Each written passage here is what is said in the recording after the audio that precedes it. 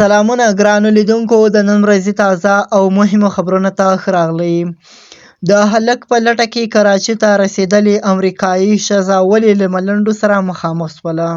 اونیچا انډریو رابرنس نومي دغه امریکایي ښځه چې له څو ورځو راهیسې د پاکستان تر ټولو لوی ښار کراچۍ ښار کې اوسېږي، د خبرونو او تبصرو توده مسله ګرځېدلې ده.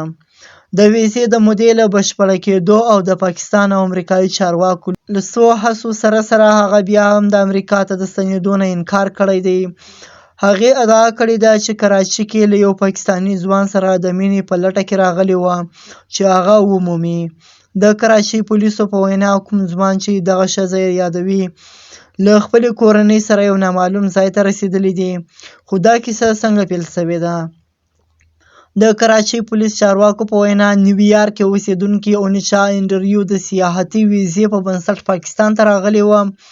د ویزې د مودې له پای ته رسېدو وروسته هغه د کراچۍ هوایي ډګر کې پاتې شوې وه.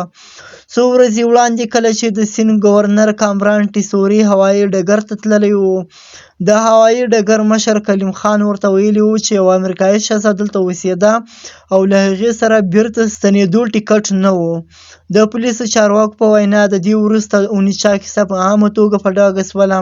کلیم خان بي بي سي ته ویلي دی هغه پوهېدله چې دغه ښځه له څه مودې راهیسې دلته واوسېږي، خو کله چې ښځې ته د ده پام شو نو والي یې پرې خبرې وکړې.